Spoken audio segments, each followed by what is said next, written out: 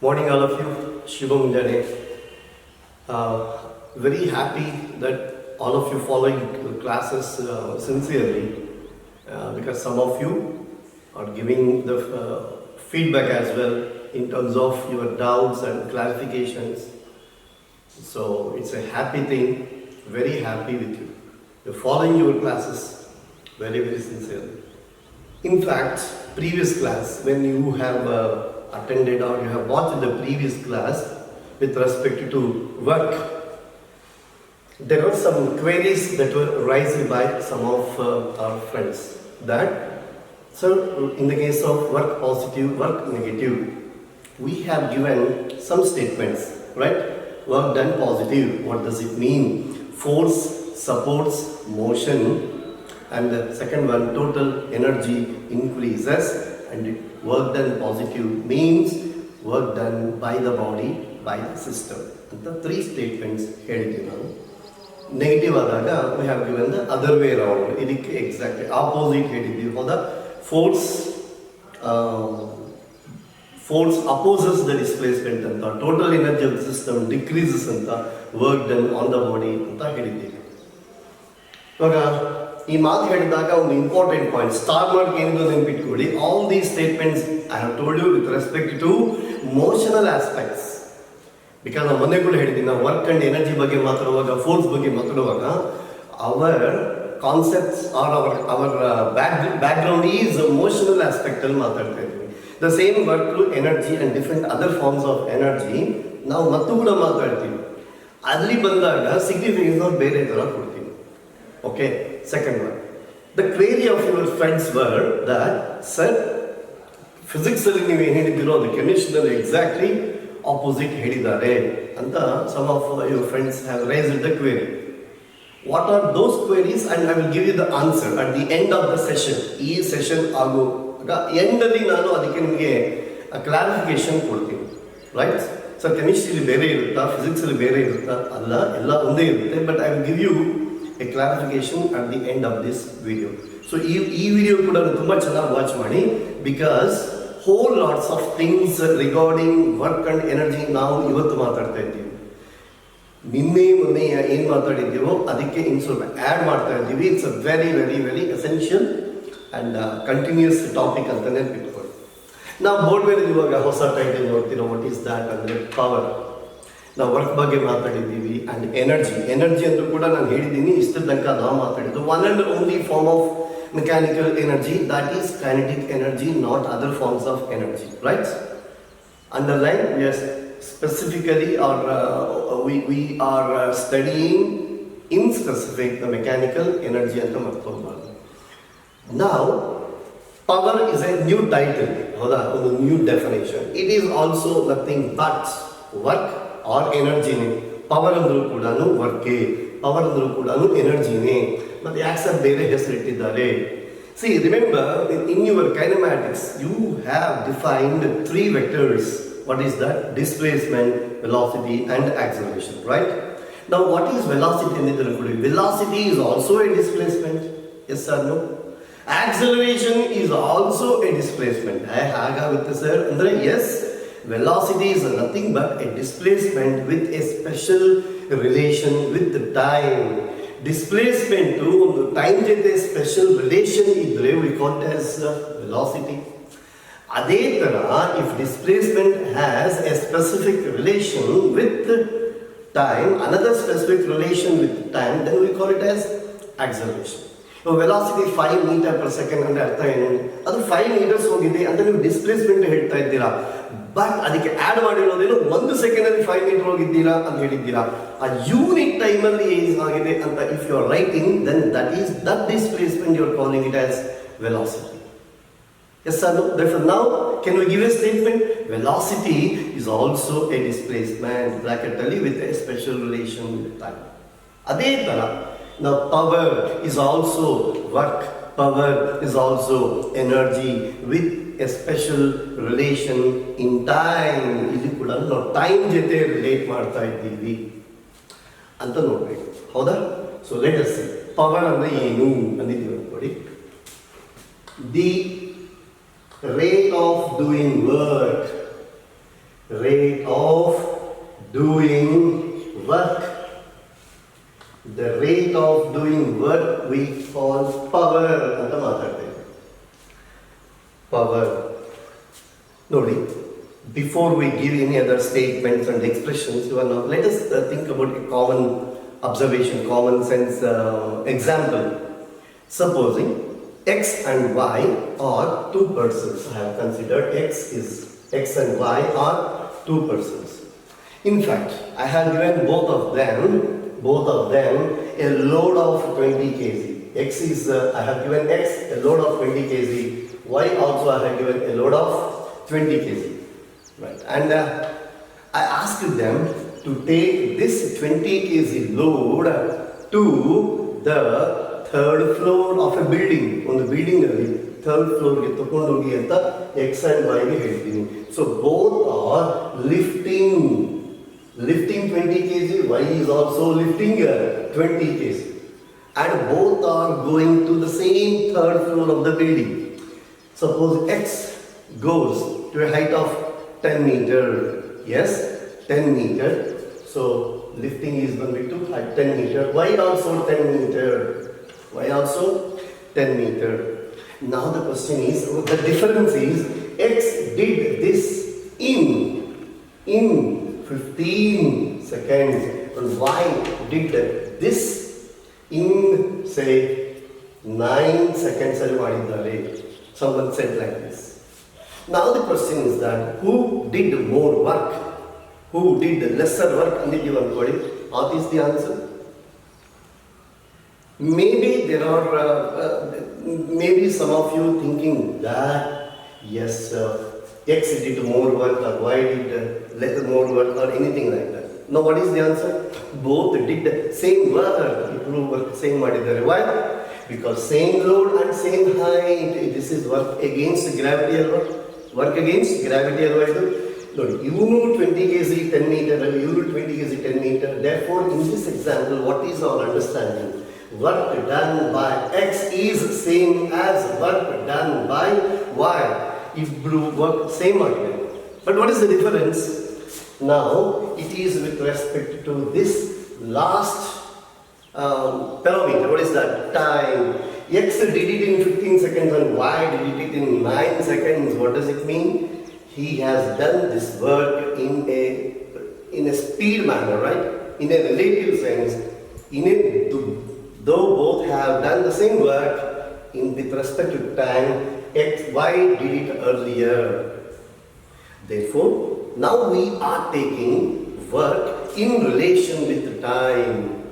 Work and time relate ಮಾಡಿದ್ರೆ we get a new parameter which is nothing but power.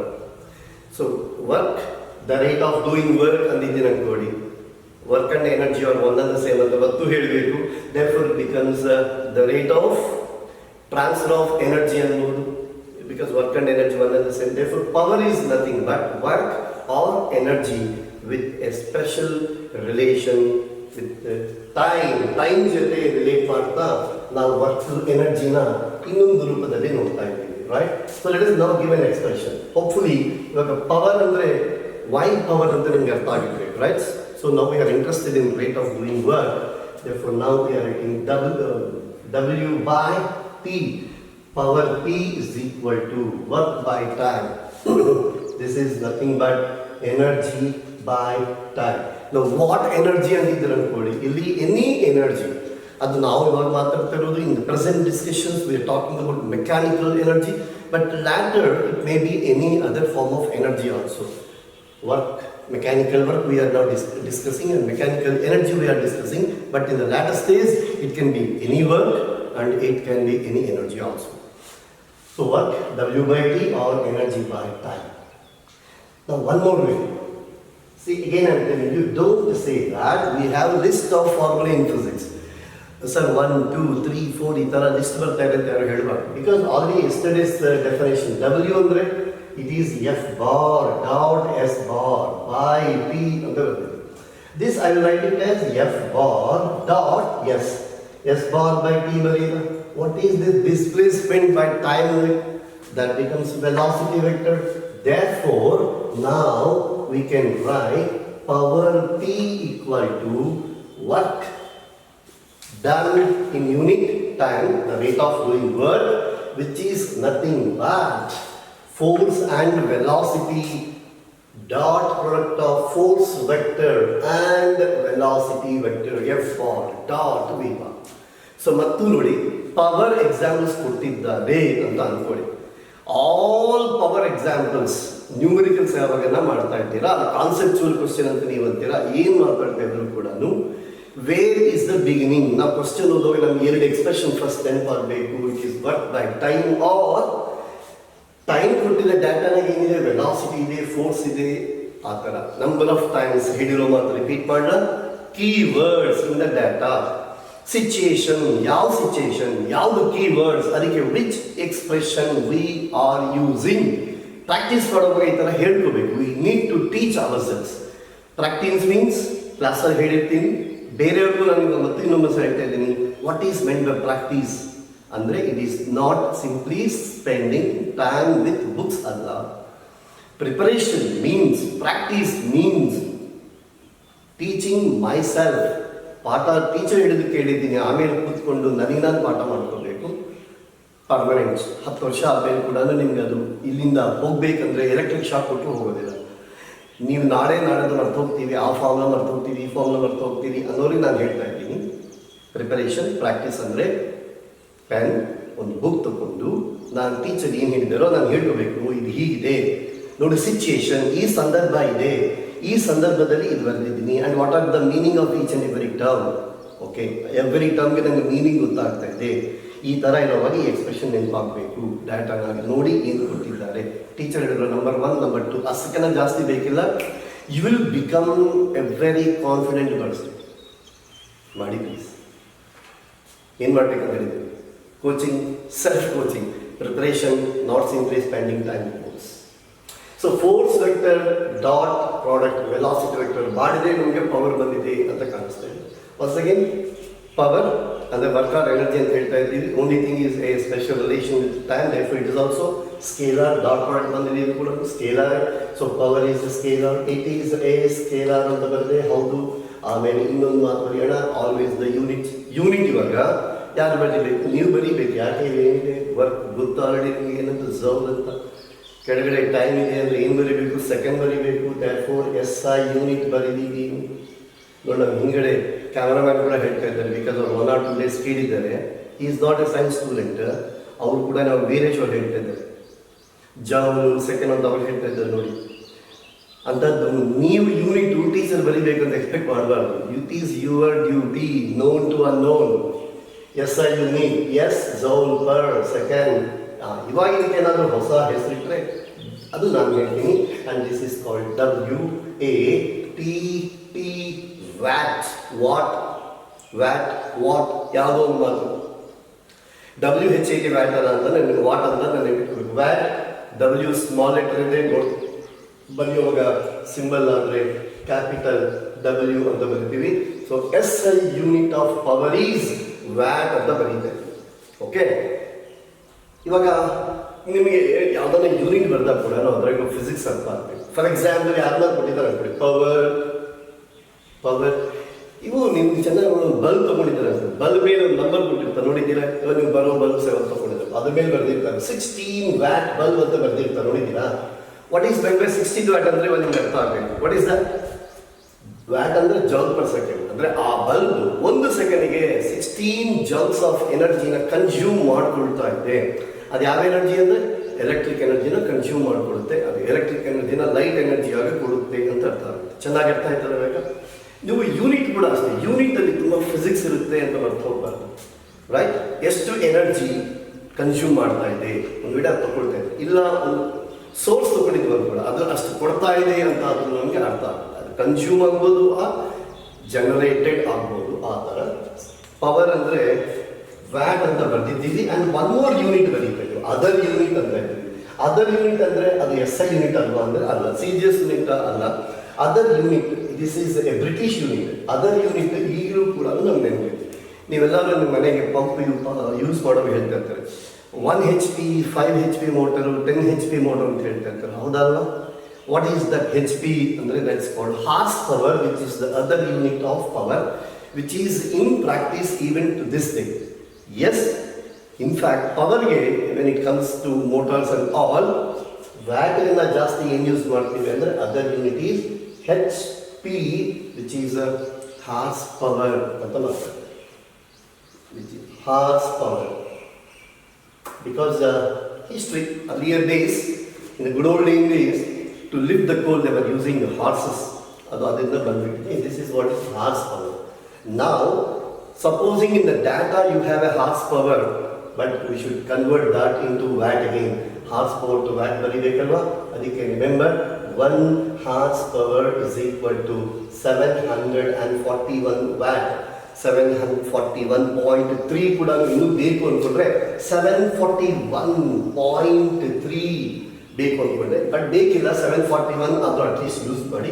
741 watt ಅಂತ ಬರೀಬೇಕು. 1 horse power ಅಂದರೆ 1 horse power ಅಂದರೆ ಅರ್ಥ ಏನಪ್ಪಿ, ಅದು 1 ಸೆಕೆಂಡ್ಗೆ ನೋಡಿ ಚೆನ್ನಾಗಿ, ವ್ಯಾಟ್ ಅಂದರೆ ಮತ್ತು ಜೌಲ್ ಪರ್ ಸೆಕೆಂಡ್, 1 ಸೆಕೆಂಡ್ಗೆ 741 ಜೌಲ್ಸ್ ಆಫ್ ಎನರ್ಜಿನ ಕನ್ಸ್ಯೂಮ್ ಮಾಡ್ಕೊಳ್ತಾ ಇದೆ ಅಂತ ಅರ್ಥ. So HP other unit. Dimensions ನೀವೇ ಬರೀತೀರಾ. ಡೈಮೆನ್ಷನ್ ಏನಾಗುತ್ತಪ್ಪ ಇವಾಗ ಹೇಳಿ, ಯೂನಿಟ್ ಇದ್ದರೆ L²T -2, ಕೆಳಗಡೆ ಒಂದು T ಬಂದಿದ್ದಲ್ಲ, therefore ಡೈಮೆನ್ಷನ್ ಫಾರ್ಮುಲಾ ಅಂತ ಬರ್ತಿದ್ದೀರ. ಡೈಮೆನ್ಷನ್ ಫಾರ್ಮುಲಾ ಈ ಥರ ಸಿಂಬಲ್ ಬರೆದು ಸ್ಕ್ವೇರ್ ಬ್ರಾಕೆಟ್ಸ್ ಹಾಕಿದ್ರೆ dimension formula is MS L²T -3. ನಾವು ನೆನಪಿಟ್ಕೋಬಾರ್ದು. ನಾವು ನೆನಪಿಟ್ಕೊಂಡ್ರು ಓಕೆ, ಬಟ್ ಬರೀಬೋದಿಲ್ಲ. ಆ್ಯಕ್ಚುಲಿ ಈಸ್ ಜೌಲ್ ಅಂತ ಗೊತ್ತು, ಬಿಕಾಸ್ ನೆನ್ಪಿಟ್ಕೋಬೇಕಾಗಿರೋದು 5 6 ಇದೆ. ಅದರಾಗಿ ಇದೊಂದು ಎಲ್ಲಿ ಜೌಲ್ ಕಾಣಿಸಿದ್ರೆ ಏನು ಬರೀಬೇಕು, MS²T -2, ಡಿನಾಮಿನೇಟರ್ ಇದೊಂದು T ಇದೆ, therefore this is the MS²T -3 ಅಂತ ಕಾಣಿಸ್ತದೆ. This is A dimension formula. ಇವಾಗ ಇಲ್ಲೇ ಇನ್ನೊಂದು ಮಾತು ಕೂಡ ಸ್ಪೆಷಲ್ ಆಗಿ ನಾನು ನೋಟ್ ಅಂತ ಬರೀತೇನೆ. ಏನೇನು ನೋಟ್ ಪಾಯಿಂಟ್ ಅಂದಿದ್ದೀರಾ ಅನ್ಕೊಳ್ಳಿ. ಇವಾಗ ವ್ಯಾಟ್ ಅಂದಿದ್ದೀವಿ, ತುಂಬ ಜಾಸ್ತಿ ಇರುವಾಗ ಏನಂತಾರೆ ಕಿಲೋ ವ್ಯಾಟ್ ಅಂತ ಕರೀತಾರೆ, KW ಅಂತ ಯಾವಾಗ ಕಾಣಿಸ್ತದೆ ಅಂದ್ಕೊಳ್ಳಿ. What is that? Kilo volt. Kilo ಅಂದರೆ 10 ರಾಯ್ಸ್ ಇರ್ತದೆ. ಮೆಗಾವ್ಯಾಟ್ ಅಂತ ಬರೀತಾ ಇರ್ತಾರೆ, ನೋಡಿರ್ತಾರೆ. ಅವಾಗ 100 ಮೆಗಾವ್ಯಾಟು, 300 ಮೆಗಾವ್ಯಾಟು ಪವರ್ ಸ್ಟೇಷನು ಅಂತ ಈ ಥರ ಕೇಳಿರ್ತಾರೆ. ಮೆಗಾ ಅಂದರೆ 10 ರಾಯ್ಸ್ 6, ಕಿಲೋ ಅಂದರೆ 10 ರಾಯ್ಸ್ 3. ಹೌದಾ? ಈಗ ಇವಾಗ ಪಾಯಿಂಟು, ಮೊನ್ನೆ ನಾನು ಒಂದು ಯೂನಿಟ್ ಮಾತಾಡಿದ್ದೆ ಫಾರ್ ವರ್ಕ್, ಅದಿಲ್ಲಿ ಮಾತಾಡ್ತೇನೆ. ಕಿಲೋ ವ್ಯಾಟ್ ಅವರ್, KWH ಅಂತ ಬರೀತಾ ಇದ್ದೀನಿ. ಇದಕ್ಕೆ ಅರ್ಥ ಏನಪ್ಪ, ಕಿಲೋ ವ್ಯಾಟ್ ಅವರ್ ಅಂತ ಬರೀತಾ. ಇವಾಗ ನೀವು ಕಿಲೋ ವ್ಯಾಟ್ ಇಲ್ಲಿ ತನಕ ದಿಸ್ ಈಸ್ ಪವರ್. ಅವರ್ ಅಂದರೆ ಟೈಮ್. ಪವರ್ ಅಂದರೆ ಟೈಮಿಂದ ಮಲ್ಟಿಪ್ಲೈ ಮಾಡಿದ್ರೆ ಏನು ಬರುತ್ತಪ್ಪ? ಪವರ್ನ ಟೈಮಿಂದ ಮಲ್ಟಿಪ್ಲೈ ಮಾಡಿದ್ರೆ we are getting work or energy. Therefore, kilowatt hour is a biggest unit of work. Biggest unit of work or energy ಅಂತ ಮಾತಾಡ್ತಾರೆ. Whenever we are measuring the electric power for our household supply, a regular thing, how many units are consumed ಅಂತ ನೀವು ಹೇಳ್ತಾ ಇರ್ತೀರ. Number of units consumed ಅಂತ ಹೇಳ್ತಾ ಇರ್ತಾರೆ. ಆ ಯೂನಿಟ್ಸ್ ಅಂದರೆ ಏನು ಅಂತ ನಾವು ಸೆಕೆಂಡಲ್ಲಿ ಕೂಡ ಸ್ವಲ್ಪ ಡೀಟೇಲ್ ಆಗಿ ಮಾತಾಡ್ತೀನಿ. It is nothing but the energy, electric energy which is expressed in kilowatt hour. ನಾವು ಕನ್ಸ್ಯೂಮ್ ಮಾಡೋ ಎನರ್ಜಿ ತುಂಬ ಜಾಸ್ತಿ ಇರ್ತದೆ. ನಾನು ಎಷ್ಟು ಮುಂಚೆ ಹೇಳಿದ್ದೀನಿ, ಫಾರ್ ಎಕ್ಸಾಂಪಲ್ ಒಂದು 50 ವ್ಯಾಟ್ ಬಲ್ಬ್ ತೊಗೊಂಡಿದ್ದೀವಿ ಅಂದ್ಕೊಳ್ಳಿ. 50 ವ್ಯಾಟ್ ಬಲ್ಬ್ ಅಂದರೆ ಅರ್ಥ ಏನಪ್ಪ, 50 ಜೌಲ್ ಪರ್ ಸೆಕೆಂಡ್. 1 ಸೆಕೆಂಡಲ್ಲಿ 50 ಜೌಲ್ಸ್. ನೀನು ಒಂದು 1 ಅವರ್ ಒಂದು ಬಲ್ಬನ್ನ 50 ವ್ಯಾಟ್ ಬಲ್ಬನ್ನ ಯೂಸ್ ಮಾಡಿದ್ರೆ what is the energy that is consumed? 50 into 1 hour ಅಂದರೆ 3600 ಮಲ್ಟಿಪ್ಲೈ ಮಾಡಿದರೆ ಬಂದಿರೋ so many joules just for 1 hour for 1 bulb. ಆ ಥರ ಮನೆಯಲ್ಲಿ ರೆಫ್ರಿಜರೇಟರ್ ಇದೆ, ಫ್ಯಾನ್ ಯೂಸ್ ಮಾಡ್ತೀವಿ, ಟೆಲಿವಿಷನ್ ಯೂಸ್ ಮಾಡ್ತೀವಿ, ಅದರ appliances. therefore the energy that we consume in the household purpose ತುಂಬ ಜಾಸ್ತಿ ಇರುತ್ತೆ. ಅದಕ್ಕೆ ಅಲ್ಲಿ ಯೂನಿಟ್ ಏನು ಬರೀತಾರೆ, ಕಿಲೋ ವ್ಯಾಟ್ ಅವರ್ ಅಂತ ಬರೀತಾರೆ. Biggest unit of work or energy ಯಾವುದು ಅಂದರೆ kilowatt hour. 1 kilowatt hour ಎಷ್ಟಿರ್ತವೆ ನೀವೇ ಬರೀತಾ ಇದ್ದೀರಲ್ವಾ. KWH is equal to, kilo ಅಂದರೆ 10 ಕ್ಯೂಬ್, 1 ಕಿಲೋ ಏನಪ್ಪ 10 ಕ್ಯೂಬ್, ವ್ಯಾಟ್ ಅಂದರೆ joule per second. R ಅಂದರೆ 3600 second. Second cancel ಮಾಡಿದ್ರೆ ಇವಾಗ ನಿಮ್ಗೆ ಏನು ಬಂತು? This is 36 into 10 rise 5 joule. So 1 kilowatt hour ಅಂದರೆ ಎಷ್ಟು ನೋಡಿ? 1 kilowatt hour is 36 into 10 rise 5 joule. So power ಅಂದರೆ ನೆನಪಾಗಿರೋದು ಒಂದು definition. Work by time the same as nothing but energy by time also. Which energy? Any energy. Other expression is, alternate expression is dot product of force vector and velocity vector. Units, a very very important thing, and the dimension formula. Now after this, I need a board. Let us mention few more things regarding power. And those concepts are a bit popular for our other examinations like NEET and CT. Let us do that in our next movie. Concept of efficiency of a device. Now what is meant by this device? What device we are talking about? Earlier we have told an electric pump. What is the function of an electric pump? Electric pump consumes electric energy and converts into the mechanical work. That mechanical work is nothing but lifting some mass to a certain level or transferring the given mass to a certain distance. ಹೌದಾ? Water lift ಮಾಡುತ್ತೆ, ಇದರ water ಒಂದು ಕಡೆಯಿಂದ ಇನ್ನೊಂದು ಕಡೆ ಕಳಿಸುತ್ತೆ. So these are what are the things that we have taken. Not only one such electric pump, you consider any other thing. For example, if I take electric heater, what does it do? It consumes electric energy and converts into heat energy. Is it not? Likewise, any appliance, underline this point, any appliance works on the principle of conservation of energy, which will be our next topic, Conservation of energy means it converts one form of energy into other form of energy, right? In such cases, in all such cases, we come across energy consumed per second, therefore there is power. Now any device when we consider, when it is converting one form of energy into other form of energy, always in the nature we have to pay a tax. Naturally no tax payment. Similar to in our normal life. Normal life, if I have to earn money, I can earn money by doing some service or business or whatnot. But in this process, I need to pay a tax to the government. ಈ tax ಅನ್ನೋ ಒಂದು concept ಎಲ್ಲಿಂದ ಬಂದಿದೆ ಗೊತ್ತಾ? ನೇಚರಿಂದ ಬಂದಿದೆ. So if I am doing any service or business, I cannot do it free of cost. ನಾನು pay ಮಾಡಬೇಕು, ಗೌರ್ಮೆಂಟಿಗೆ ಪೇ ಮಾಡಬೇಕು. ಇಸ್ ಇಟ್ ನಾಟ್ ಟ್ಯಾಕ್ಸ್ ಅಂತಾರೆ ಅದನ್ನು? ನೇಚರಲ್ಲಿ ಕೂಡ ಟ್ಯಾಕ್ಸ್ ಇದೆ. ಇನ್ಫ್ಯಾಕ್ಟ್ ನೇಚರಿಂದಾನೇ ಅದು ನಾವು ಇನ್ಸ್ಪಿರೇಷನ್ ತೊಗೊಂಡಿದ್ದೀವಿ ಅಂತ ಹೇಳಬೇಕು. When we R converting one energy into another energy, ಅದು ನೇಚರ್ ಮಾಡಿದೆ ಅಂದ್ಕೊಳ್ಳಿ. ನೇಚರ್ ಮಾಡುವಾಗ 100% ಅದು ಎಫಿಷಿಯೆಂಟಾಗಿ ಕೆಲಸ ಮಾಡುತ್ತೆ. ಎಫಿಷಿಯೆಂಟ್ ಅಂದರೆ ಏನು ಗೊತ್ತಿರಲ್ಲ ಮಾತಾಡೋಣ. ವೆರಸ್ ನಾವು ಮಾಡುವಾಗ any device that we are using to convert one form of energy into another form of energy. ನಾನೊಂದು 100 ಯೂನಿಟ್ಸ್ ಆಫ್ ಎಲೆಕ್ಟ್ರಿಕ್ ಎನರ್ಜಿ ತೊಗೊಂಡಿದ್ದೀನಿ. ಆ ಎಲೆಕ್ಟ್ರಿಕ್ ಪಂಪ್ ಏನು ಮಾಡಬೇಕಂದ್ರೆ ಮೆಕ್ಯಾನಿಕಲ್ ವರ್ಕ್ ಮಾಡಬೇಕು. So now how much electric energy it has consumed, utilized ante consumed estide 100 units ಅಂದ್ರೆ 100 joule ಅಂತ ಅನ್ಕೊಳ್ಳಿ. Mechanical work 100 ಅವರು ಮಾಡಲ್ಲ. ಆ 100 ಯೂನಿಟ್ಸ್ ಆಫ್ ಎಲೆಕ್ಟ್ರಿಕ್ ಎನರ್ಜಿ ಅದೇನೋ ಕನ್ಸ್ಯೂಮ್ ಮಾಡಿಕೊಡುತ್ತೆ, ಬಟ್ ಮಾಡೋವಾಗ less than 100 units of work ನಡೆಯುತ್ತೆ. ಅಂದರೆ ಕೊಡೋವಾಗ ತಗೊಳ್ಳೋದು ಬೇರೆ ಇದೆ, ಕೊಡೋದು ಬೇರೆ ಇದೆ. ಕೊಡೋದು ಆಲ್ವೇಸ್ ಲೆಸ್ ದ್ಯಾನ್ ತಗೊಂಡಿರೋದು. ನೋಡಿ ನಾನು ಎಷ್ಟು ಕಲ್ಲ ಹೇಳಿದ್ದೀನಿ. ಅಂದರೆ ಇವಾಗ ಆ ಮೆಕ್ಯಾನಿಕಲ್ ವರ್ಕು 100 ಕಡಿಮೆ ಇರುತ್ತೆ. ಅದು 200 ಕನ್ಸ್ಯೂಮ್ ಮಾಡ್ಕೊಂಡಿದ್ರೆ ಇದು 200 ಬರಲ್ಲ, ಅದಕ್ಕೆಲ್ಲ ಕಡಿಮೆ ಬರುತ್ತೆ. Into number of reasons. ಅದು ಟಾಪಿಕ್ ಬಂದಾಗ ನೀವು ಟೀಚರ್ಸ್ ನಿಮ್ಮ ಜೊತೆ ಮಾತಾಡ್ತಾರೆ. Therefore, now there are two types of power.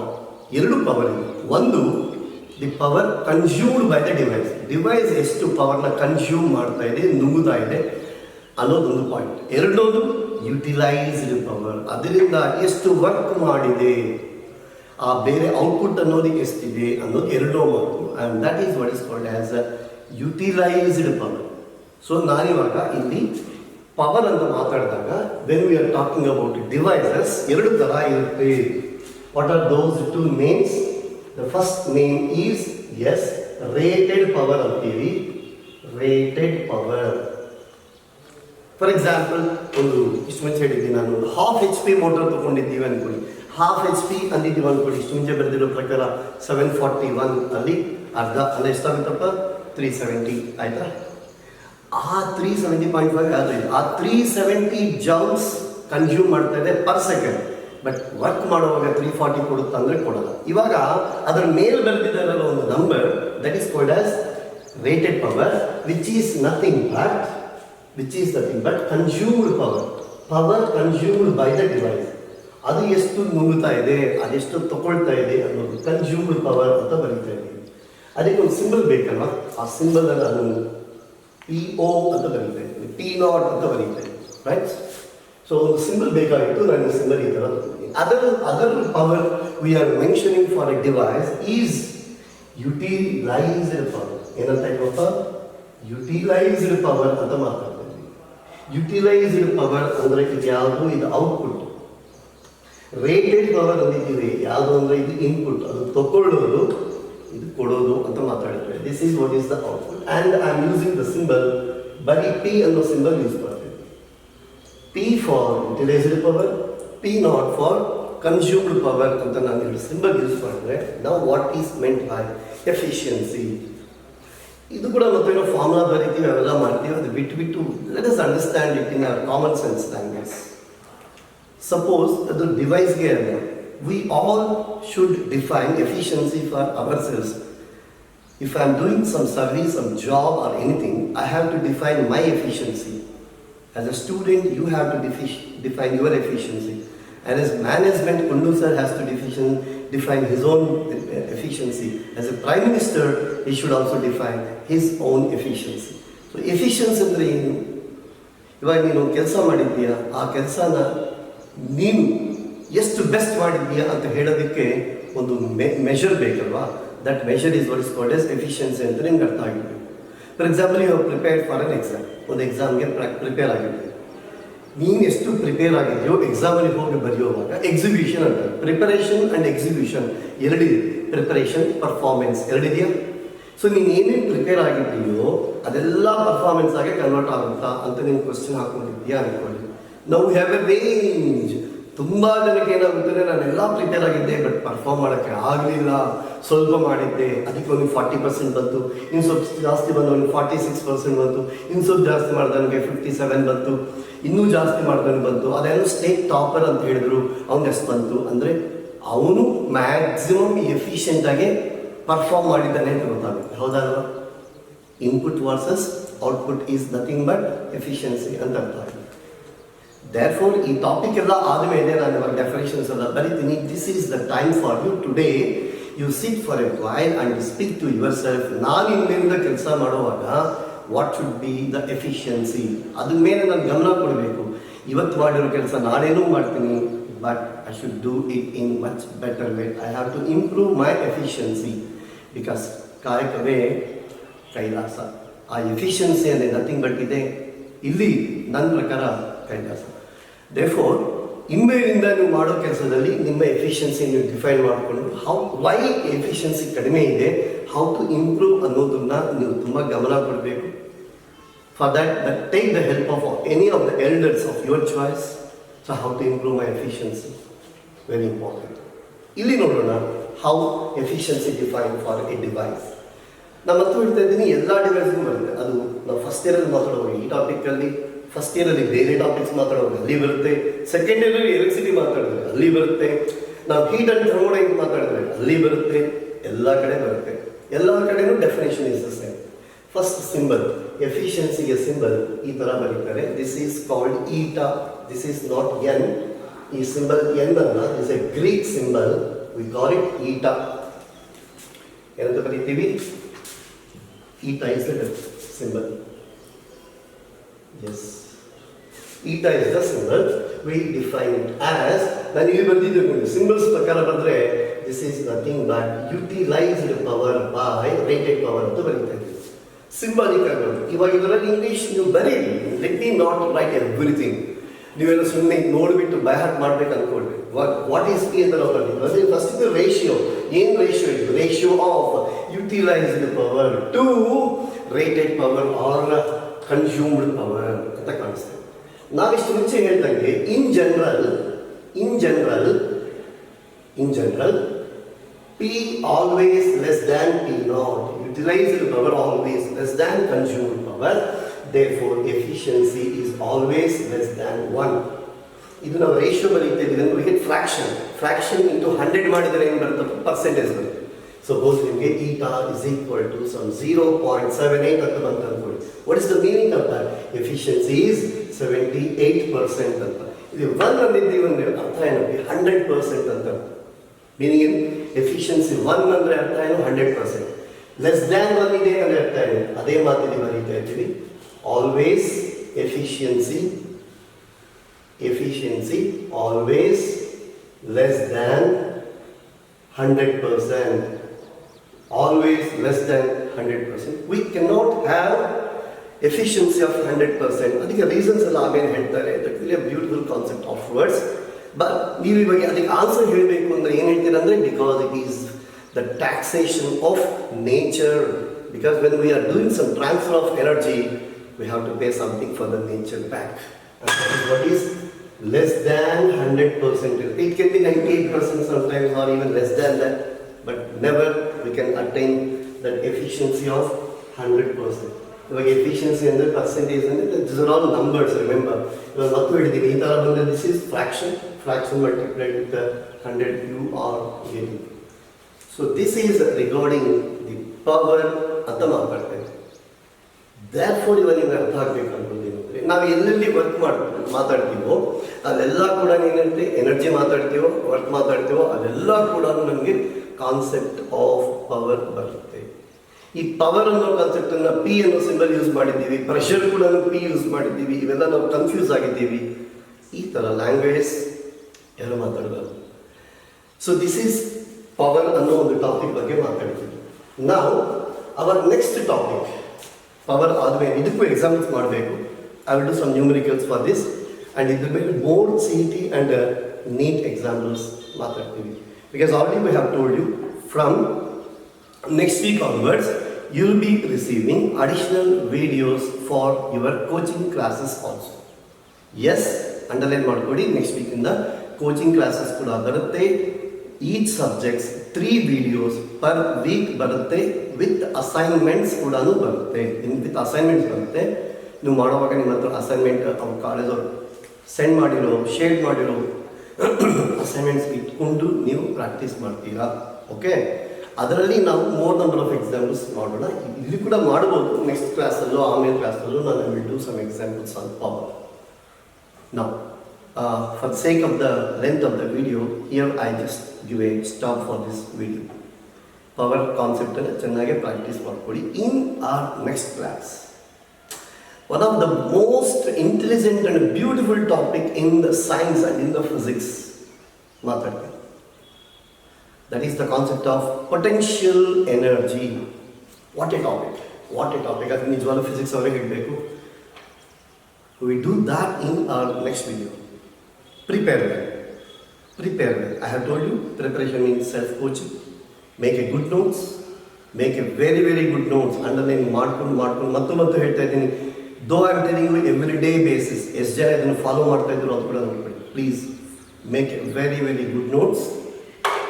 Don't miss your association with any of the teachers. Good day.